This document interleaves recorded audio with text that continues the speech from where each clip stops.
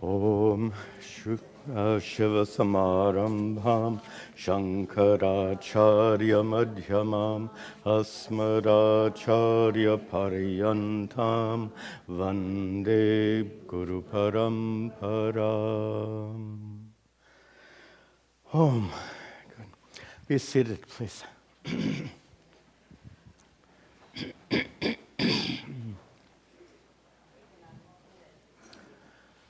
Okay, good.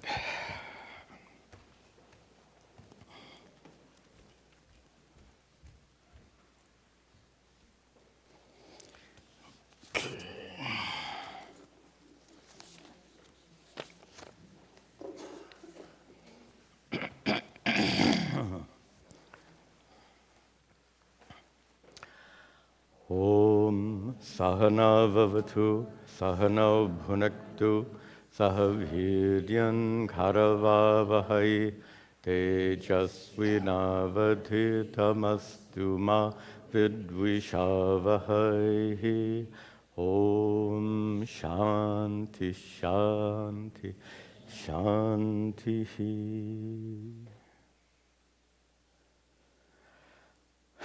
Om.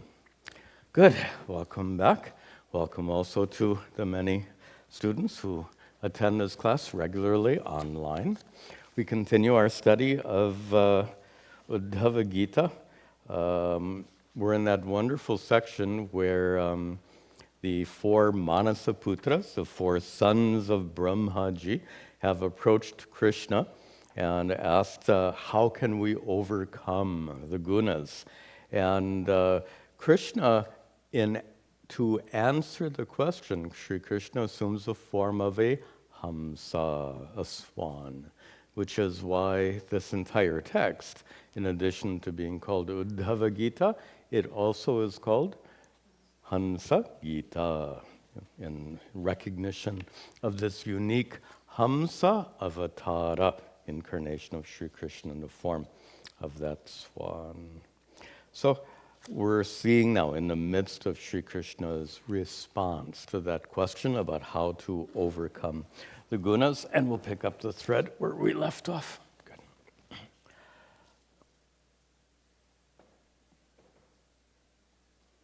Ahankara kritam bandham, ahankara kritam bandham. Is that my usual raga? Let's see. It's not. I sometimes get into the Bhagavad Gita raga. Ahankara kritam bandham, ahankara kritam bandham, atmanortha viparyayam, atmanortha viparyayam, vidvan nirvidya samsara, vidvan nirvidya samsara, chintam turye sthitasthyajet, chintam turye sthitasthyajet. I'll just mention in passing that there's no one correct melody or raga for chanting these. You could theoretically chant it to any melody you want, maybe some. Who was that? Led Zeppelin was a popular rock band when I was a youth. I don't think it'll sound very good, but that's the principle. The Vedas have a fixed melody, not other scriptures. On the other hand, there are conventions. So there's a conventional melody, raga, for the Bhagavad Gita, and there's a conventional melody, as it were, for Mahabharata, Puranas, etc. So I try to follow those conventions. Here, Sri Krishna continues to talk about the problem. When we say the problem of the three gunas, that's like saying the problem of life. Remember, three gunas is matter and energy to the ancients. So in their view, everything was three gunas, like our view is everything is matter and energy. So worldly life, the three gunas are. So what is that problem of bandham? He says, Atmanaha bandham, one's own bondage, is ahankara kritam, due to the ahankara. There's actually a very important Vedantic teaching here. Let's take just a moment to appreciate it. So, bondage, as we've described in many classes before, is when you are compelled by raga dvesha, sometimes even against your will. You're compelled by raga dvesha to chase after things you think are desirable, to run away from things that you think are undesirable. That compulsion, that idea of having an inner boss. Remember, I've described those raga dvesha like two bosses in your mind, directing what you can do and what you can't do. That's a sense of bondage, not having complete inner freedom. Being subject to compulsion obviously means not complete inner freedom. So the bondage we're talking about is this compulsive behavior due to raga and dvesha, but Sri Krishna doesn't mention raga dvesha here. He mentions ahankara kritam, caused by ahankara, and here's why. There's an intermediate step. In fact, maybe a couple of intermediate steps. Why do you have raga and dvesha? Suppose you were perfectly content. Would raga and dvesha bother you? If there was nothing that you needed to chase after, nothing you needed to run away from, raga, dvesha, who cares? But that's generally not the case because your body and mind have lots of issues, as they call them, and those issues need attention, and it's due to those issues needing attention that you find that raga and dvesha. So here's the point. The issues, as we call them, but nice American term, I don't know if you're aware of, our viewers may not know that in American English, the word issue is sometimes used in a very specific way. For example, when you say, "What's your issue?" What's your problem? Is kind of the sense of it.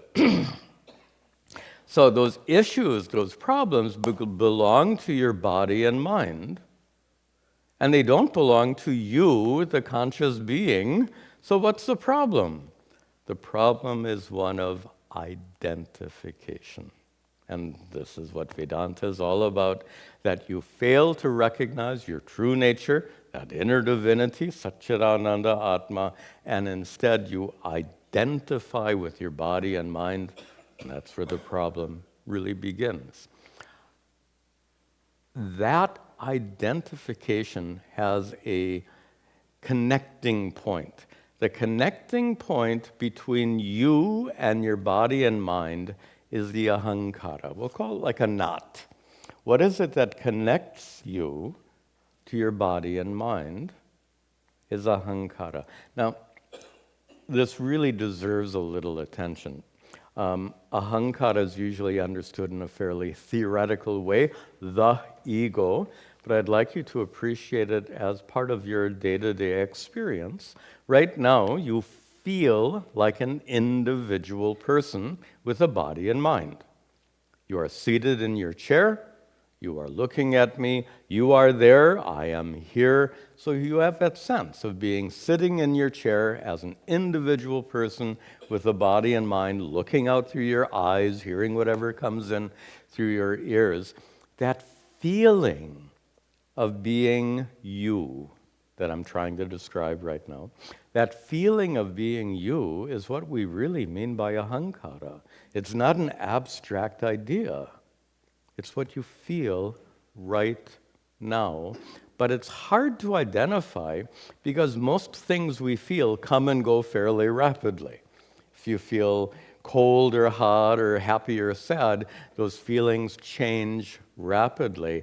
Ahankara is a feeling that doesn't change. It's with you when you get up in the morning, and it's with you when you go to bed at night. And because it's unchanging, it's much more difficult to recognize clearly than other feelings. So we've had this discussion, I'm not sure in this class, but in other classes we have. It's best to understand ahankara by its absence. by its absence, for example, in dreamless sleep. Do you feel like you're laying in your bed?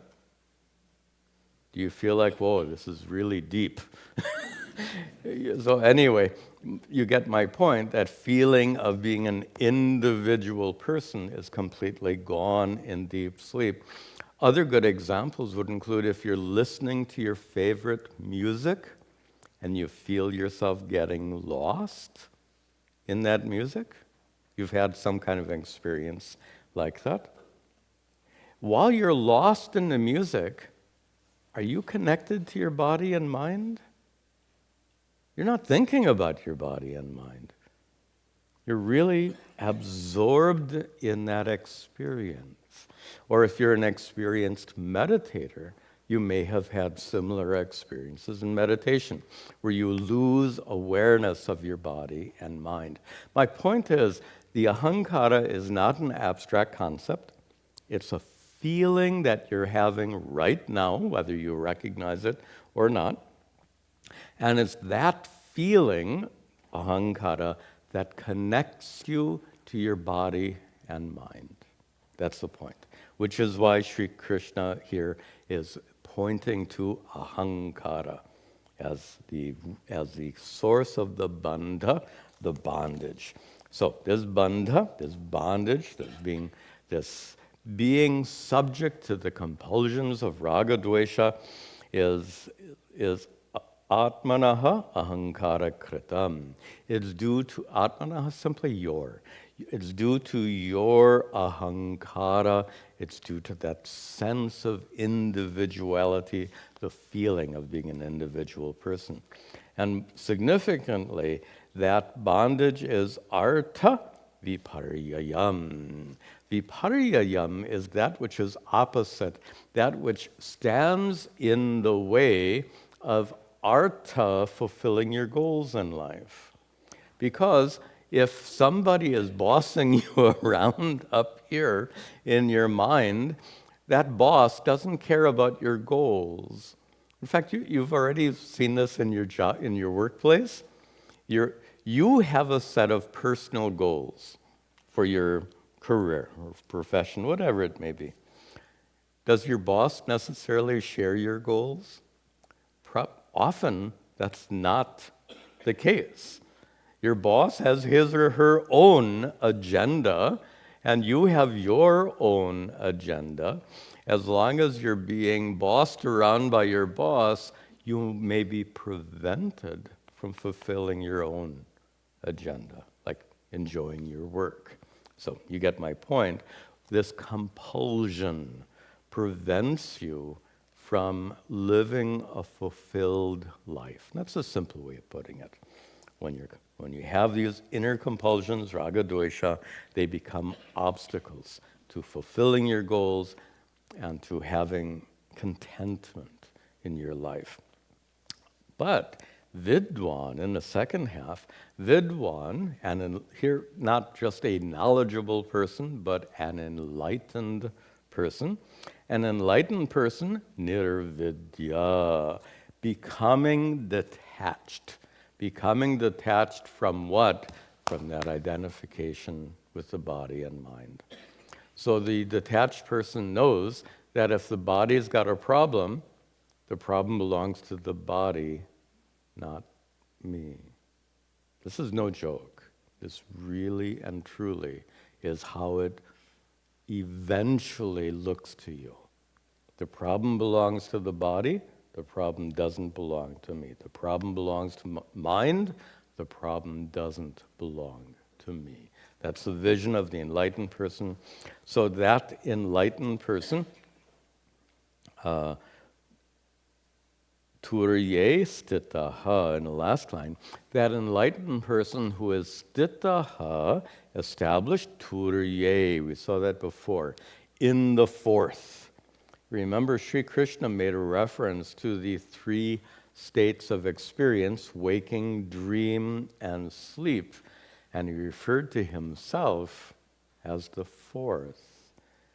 That's the so-called inner divinity, Sri Krishna dwelling within you as you.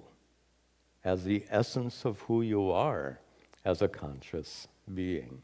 So he calls himself the fourth. That fourth is actually refers to the Mandukya Upanishad, a very heavy discussion about the nature of consciousness. The one consciousness that abides in waking, dream, and sleep gets called the fourth. And that's why Sri Krishna refers to himself as the fourth, Stitaha Turye, that wise person, enlightened person, established in the fourth, established in me. That wise person, Tyajet, gives up, renounces what? Samsara Chintam. All the concerns about worldly life. The concerns about fulfilling, how about this? Fulfilling the agenda of Mr. Raga and Ms. Dvesha. How's that? These are the inner bosses. We've got to give them some names. So Mr. Raga is the guy telling you, do it, go for it, now. And Ms. Dvesha is the one who says, forget it, who cares, don't leave it be. And these inner bosses sit at their desks, so to speak, in your mind. They run your life. How can you be content with these two, Mr. Raga and Ms. Dvesha, running your life like that? Therefore, Tyajet, kick them out. You can't fire your boss, but you can. So I guess that's where the metaphor stops working. You can't fire your boss. These, though, Tyajet, have to be overcome. And the way you overcome them, Sri Krishna has told here, is not, look at this. How to take it seriously. These two bosses are stuck in your head. They've been ruling your life for decades. How are you going to kick them out? Doesn't work well, right? Just like you can't fire your boss at work. So there has to be an alternate strategy. And Sri Krishna gives the alternate strategy. He says, Turye stitaha. When you are established in Sri Krishna, that's what he says, the wise person established in Sri Krishna. What does that mean in terms of our metaphor? When you are established in your true nature as the source of contentment, peace, joy, when you are established in that inner truth, you feel complete contentment, which allows you not to depose these two dictators in your head, but to ignore them. That's the key. You can't get, they've been stuck in your head for how long? Do you think, is it realistic to think one day they're just going to pack up their belongings and leave? That's not the way our minds work. The point of this verse, and a little subtle, is you don't fire Mr. Raga and Ms. Dvesha. You learn to ignore them. And you learn to ignore them by turning your attention towards the true source of contentment and peace within you. Nice to, we kind of restored our metaphor. Nice thing. Okay, let us continue. Yavananartha so, yavananartha nanivarteta yuktibihi, jagartyapi swapannagnaha, swapne jagaranam yata, swapne jagaranam yata. Yavat, as long as, pumsaha, for a person, as long as a person has a person is nana artha dhihi. As long as a person has a mind, dhihi, which is nana artha, has many goals, many likes, many dislikes, many goodies that they like to chase after in life. Many goals, I think, is a meaningful term here. Artha has many meanings. One of them is meaning. Here, here we'll take it in the sense of goal. So, having many goals. We all do, right? Everyone. You have your to-do list. Those are all your goals. Whether it's a to-do list for next week or next month, or your so-called bucket list, what you want to do before the end of your life, it's a list of goals. And we all have, when I say we all, I'm including myself. We all have all these goals. Then Sri Krishna says that as long as the person who has all these goals, as long as na nivarteta, as long as these goals persist, as long as these goals are not removed or overcome, yukti bihi, with reasoning, with these teachings, with proper thinking, and with the help of the scriptures, as long as that person continues in this way, second half we'll see in just a moment, obviously it's not good as long as you persist, because Mr. Raga and Ms. Dvesha will keep telling you, go after that goal. And then she says, no, go after this one, or don't do this, don't do that. In fact, conflicting. When you have that list of goals in life, you notice that sometimes they conflict with each other. Like one is save up enough money for retirement, and the next one is go on a 1-month vacation to Hawaii. These goals don't exactly go together. That's normal. So this is Mr. Raga and Ms. Dvesha. They're running your life. So as long as that continues, you will struggle in your daily life. I lost my train of thought.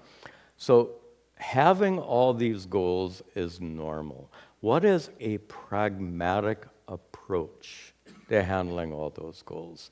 The pragmatic approach is, by the way, the non-pragmatic approach is to do what Shankara did. He threw away his to-do list. Figuratively speaking, when you become a sannyasi, figuratively speaking, you throw away that to-do list.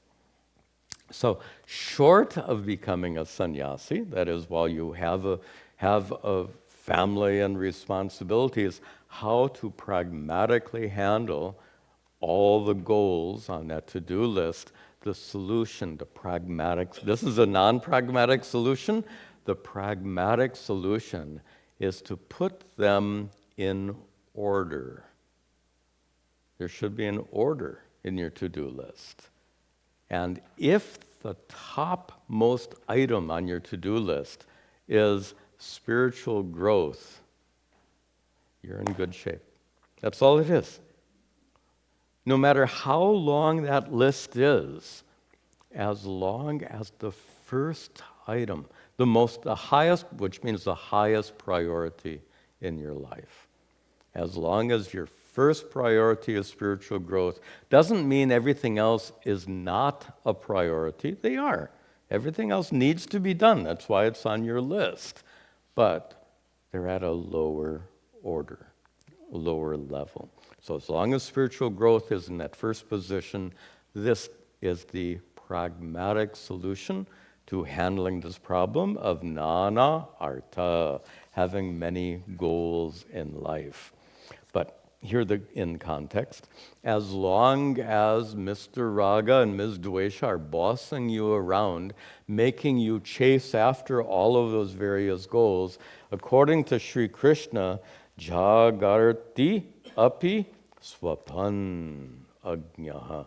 According to Sri Krishna, you are Ajnaha, ignorant. Well, ignorant because you're allowing yourself to be bossed around by Mr. Raga and Ms. Dvesha. Not only that, but now he gives a metaphor. You are swapan. You are asleep. Jagarti api. Even though it's daytime, even though you got out of bed in the morning, even though you're doing all your daily activities, even then, swapan, you are asleep. Obviously, it's a metaphor. This is the so-called sleep of ignorance, the darkness of ignorance. A metaphor used many, many times. Sri Krishna makes that very clear in the last line. He says, Swapne jagaranam yata. Yata, just as. Swapne, while you're dreaming, jagaranam. It feels like you're awake, right? When you're dreaming, you might have a lucid dream now and then, but generally, while you're dreaming, you don't say I'm dreaming. You feel like you're awake during your dreams, but you're wrong. You're not. In the same way, Sri Krishna says, is that if you are in the sleep of ignorance, you are right now. You think you're awake, but according to Sri Krishna, you are asleep. And here we can add a little bit of detail. Asleep to the reality of what's going on. The reality of what's going on is you are unnecessarily being bossed around by raga dvesha. It's time to wake up to that fact that you are laboring under all this compulsive behavior and come out of it. And Sri Krishna gave the solution we saw in a prior verse, turiye stitaha, to be established in your true self, that inner divinity, the source of fullness and completeness, because when you're established in that inner truth, it's so easy to ignore these inner compulsions, Mr. Raga and Ms. Dvesha, as we've been calling them. That's the key. And this metaphor of a dream is used quite often. In fact, Sri Krishna himself used it in, I think, towards the end of chapter 2. He talks about just paraphrase the verse instead of reciting it for you. So Sri Krishna says, the wise ones are awake in what other people think is a dream or night, and other people think other people are awake. Easier just to see the verse. So Sri Krishna says, where is it? Ya nisha sarva bhutanam tasyam jagarti samyami. So Sri Krishna is actually paraphrasing himself. He says, Ya nisha, that which is night, sarva bhutanam, for all other beings. He says, tasyam, in what is night for all other beings, samyami, the wise person, jagarti, is awake. This is a complete reversal. A complete reversal of how you look at life. And let's just look at it, let's take it in a very simple, straightforward way. Most people think what is most valuable is all the little things in life. Get more of this, more of that, go to the mall and buy more things, go out for dinner, go to the movies, go and do all these things. Most people think that's what's most valuable in life. The enlightened person says all of that is useless. What is most valuable is simply to appreciate your own true nature. Now, what's interesting is the people who are at the mall think that if you are just sitting quietly, appreciating your true nature, all the people at the mall think you're crazy. And you, sitting and appreciating your true nature, you think all the people at the mall are crazy. This is that day and night metaphor. It comes off in a rather philosophical way, but it really shows we use a metaphor. It's like day and night. The difference between these two attitudes are like day and night. By the way, it's no surprise that there are many words for knowledge, one of which is bodha, as in Arsha bodha. The wisdom of the Arsha means of the ancient rishis. And bodha, knowledge, comes from a root bud, which again has many meanings, like that artha has many meanings. So notably, bud, the root, can mean to know, can also mean to wake up, which is why Buddha got his name, the awakened one. So the same word, bodha, can mean knowledge, can also mean being awake. And I guess the message here is, if you haven't already done so, wake up. Wake up to the reality that your life is being dictated by these inner bosses, and it's time to start ignoring them. It's time to turn your attention within. That's the sense of it. Okay, let's continue. Asatvaratmanonyesham, asatvaratmanonyesham, bhavanam tatkritabhira, bhavanam tatkritabhira, gatayo hetavaschasya, gatayo hetavaschasya, mrisha swapnadrisho yatha, mrisha swapnadrisho yatha.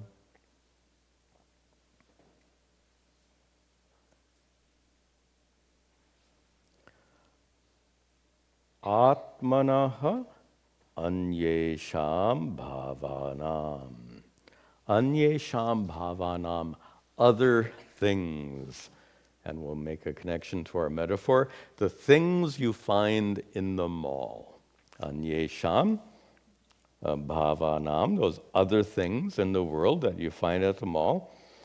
They are anya, they are other, atmanaha anya, they're other than you. And here we're back to square one, as it were. What is the true source of contentment? And you already know the true sense of contentment is not at the mall. You already know that the true source of contentment is within you. And that's what Sri Krishna is saying here. So, anyesham bhavanam atmanaha, all those other things that you find at the mall, etc., things which are other than your true self, the true source of contentment, all of them are such asatvat because they're not real. And here, real is used in a little bit of a technical sense. What we consider real is that which doesn't come and go. The enjoyment you'll get from whatever you find at the mall, you'll enjoy it for a while, and then it's over. You buy something, you think it's really cool, and you buy it, you take it home, you enjoy it for a week or two, and it's over. Who cares? So that's how life works, right? All those items on your to-do list, except for item 1. Leave item 1 aside. All the other lists all the other items on your to-do list, all the other goals only bring temporary contentment. The only way uninterrupted contentment is possible is by redirecting your attention away from all those external things, redirecting it within. So he says in Sri Krishna, he explains this in some detail. He says about all those other things, tatkrita bhidha.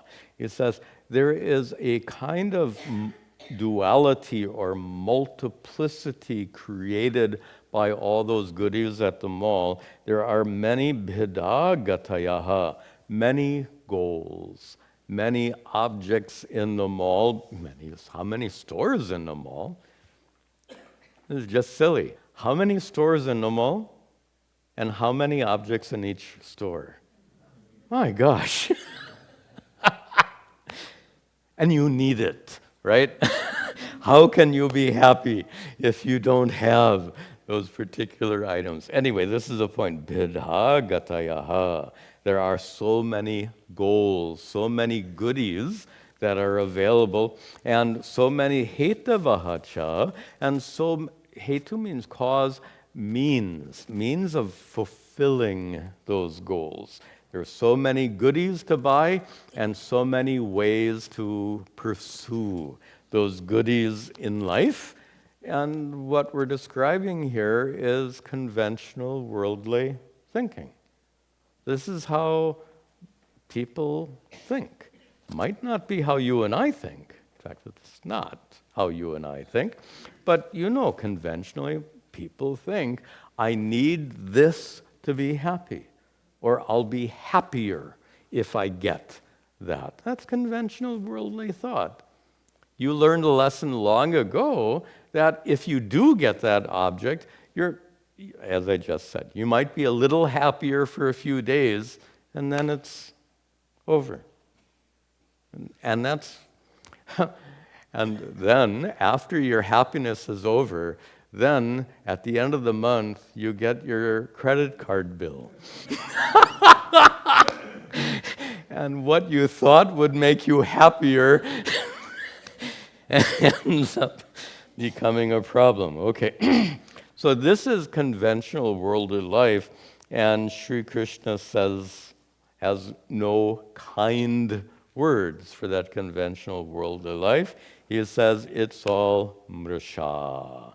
It's literally false, but in the sense of it's useless, it's a waste of time. He gives a metaphor, swapna drishaha yatha, just like something you see in your dream. And we need to expand that metaphor a little bit. Suppose in your dream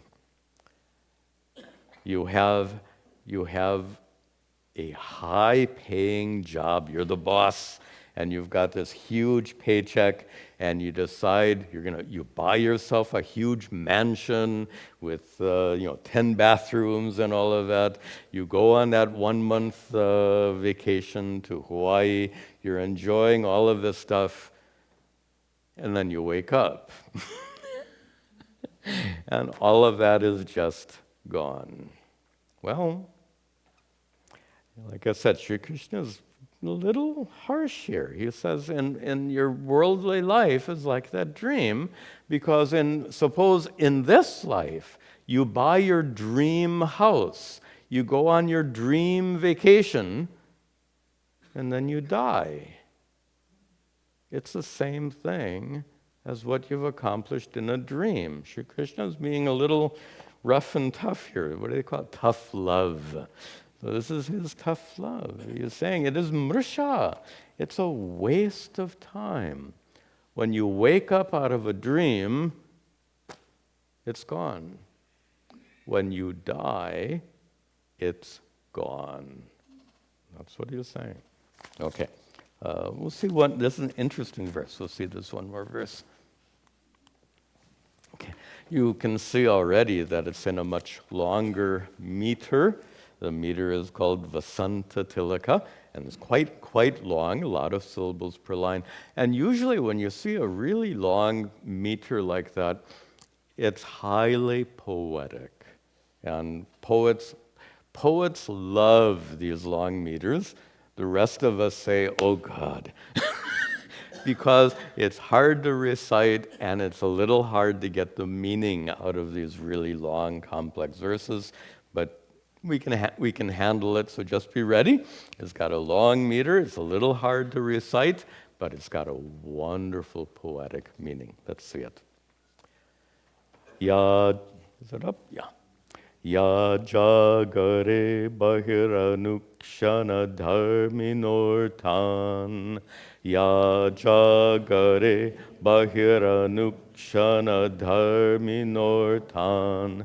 Bhunkte samasta karanar hriditat sadrikshan.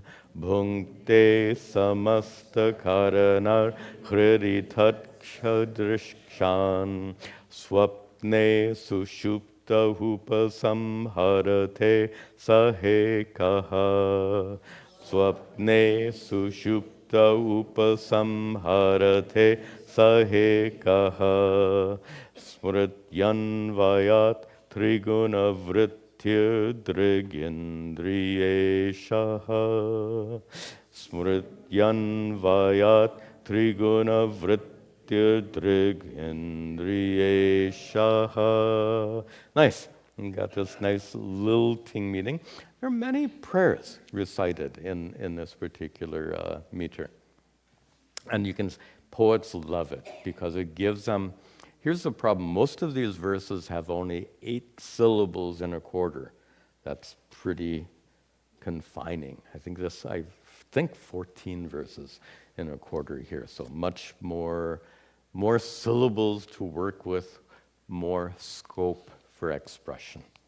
So the basic structure of this verse is looking at what you can accomplish in the waking state, dream state, and deep sleep states. So let's look at that. He says, Yaha, one who, jagare, while they are awake.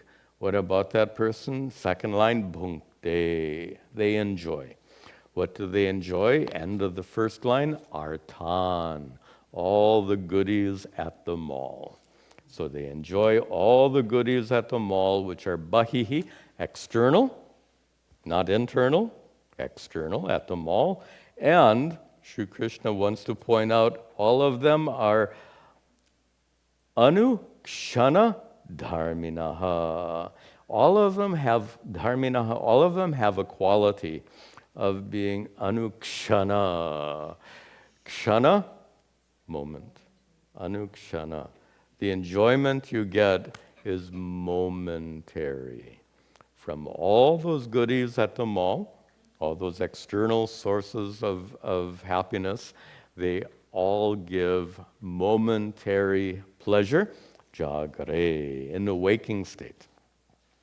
And you enjoy all those things, one more word here, samasta karanaihi. You enjoy all those things with your 6 senses. Remember, in Vedanta, we constantly talk about 5, but there are actually 6. In addition to seeing, hearing, taste, smell, and touch, number 6 is the most important of them all, mind. Antakarana is considered a sense. So with your 6 senses, you enjoy all of that stuff. When you're dreaming, how many senses do you have? 1. That's the contrast, right? So you get all 6 while you're awake. While you're dreaming, just 1, the mind. And that's what he says in the next part.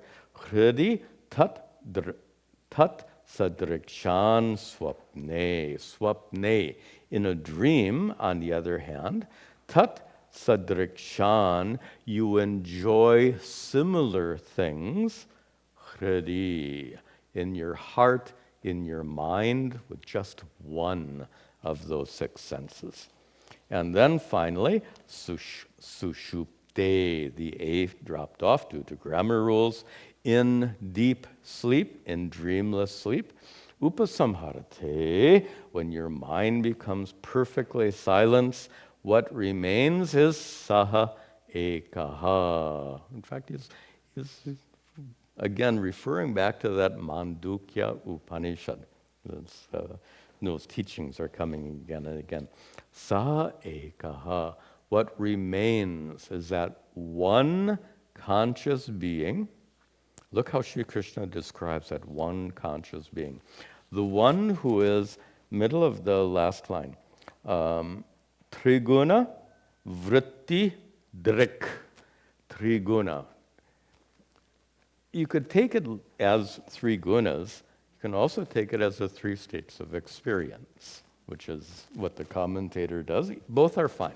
You can either say you experience the three gunas in waking state and dream state. In deep sleep state, you experience only one guna, tamas. But you can say you experience the three gunas, but a preferable interpretation would probably be three gunas means the three states of experience, waking, dream, sleep. So you are triguna vritti, the condition of your mind in all three states. You are the drik. Ekaha drik. Drik is seer, observer, sakshi. One and the same observer of these three states, waking, dreams, sleep. Tell me, when you're dreaming, are you a different, interesting, you have a different body, everything is different. When I say different body, you know what, people who have physical, who have like lost limbs and so forth, they dream of themselves as being able-bodied. They do. Not surprisingly. So you actually get a different body in your dreams. Yet, you are the same person. The same person who is aware of what's happening right now. When I say person, I'm talking about conscious being. The same conscious being who's aware of what's happening right now is the same conscious being who knows what's happening in your dreams, is the same conscious being who knows there's nothing at all happening in deep sleep, who's aware of the darkness of sleep. The same one being. And how do we know it's the same one being? There's actually something a little technical here. And Sri Krishna says, fourth line beginning, he says, smriti anvayat. That word anvaya, as soon as you hear it, you know we're into logic. Logicians like that word, anvaya, connection, a necessary relationship, a logical connection, a logical relationship. And Sri Krishna says here, there is a logical connection due to smriti, memory, and it's obscure, so we have to fill in the blanks here. And the point here is, who is that one observer? The person, the conscious being who's observing right now is the same as the conscious being who's observing dreams, same as a conscious being who's observing the darkness of sleep. Tell me, is that observer different from the one who was observing your mind when you were 5 years old? When you were 5 years old, think of how different you are as a person. If we see a picture of you as a 5-year-old, we say, that's you? There's no similarity whatsoever for most people, because everything changes, and not just physically, right? Think of your 5-year-old mind and your mind right now. Any similarity? I don't think so.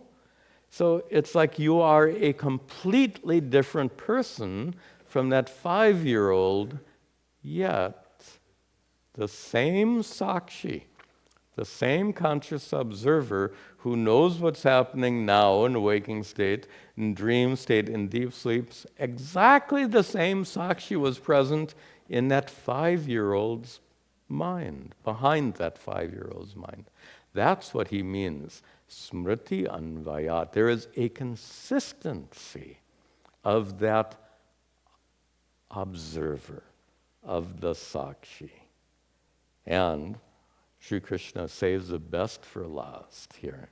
Not only is that sakshi, that awareful witness, that conscious observer, is absolutely the same from childhood, youth, middle age, old age, to our last moments with the body and mind, it will be exactly the same you, the same conscious observer, the same sakshi.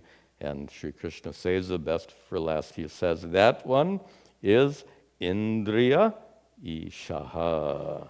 That one is the Isha, the Lord or Master of the Indriya, of the senses. And this is a subtle way for Sri Krishna.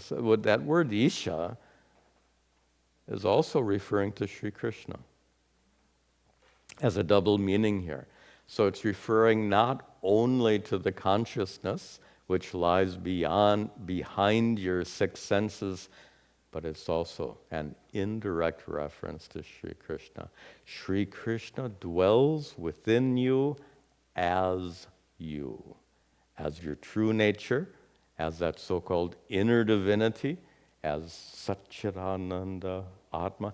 That's divinity. Now, we won't see the next verse, so let me just make a comment here. We use that word inner divinity all the time. When you look in the mirror, what do you see that's divine? I don't see anything. Okay, so obviously it's an inner divinity. It's something that I'm in a mood for bad jokes. Watch out. So if it's an inner divinity, it means while you're having surgery, your doctor finds it. Hey, what kind of joke is that? My gosh. All right. So you know it's within you and it's divine. What does it mean, divine? Means having the same nature as Ishvara. They have the same nature as Ishvara. Your body is limited, Ishvara is not. Your mind is limited, Ishvara is not. Body and mind born, dies, Ishvara not. What is the same? The same is your consciousness.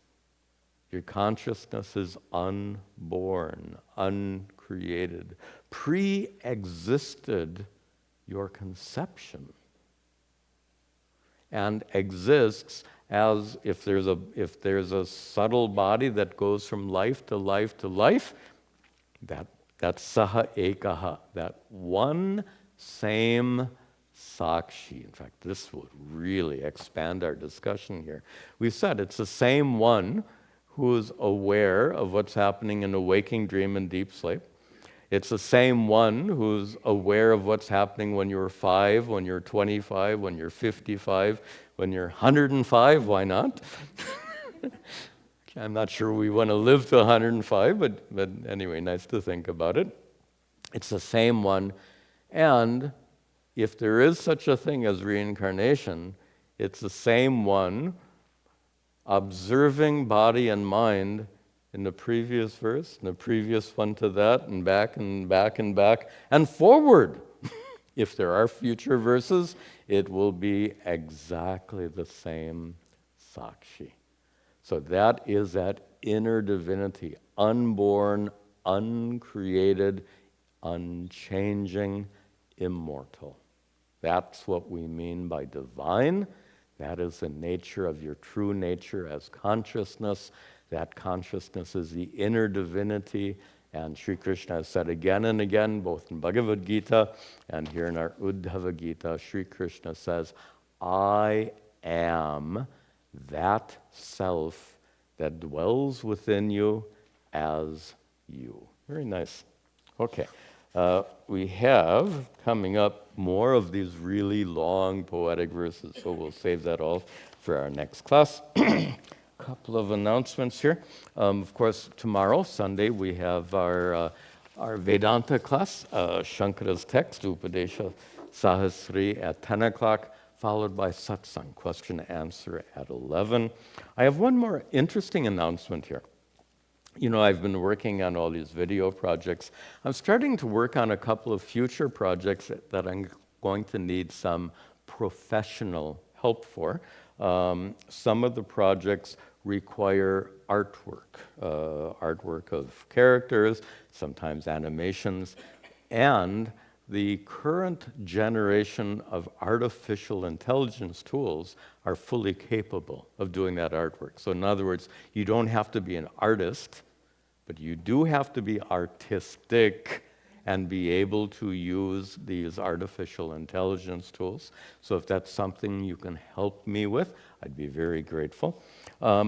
There's another project that will require a professionally trained male singer who can record and produce a couple of my compositions. That's another project. So if any of you can help me with any of these projects, then send me an email. That would be wonderful. Okay, we'll conclude with our prayers.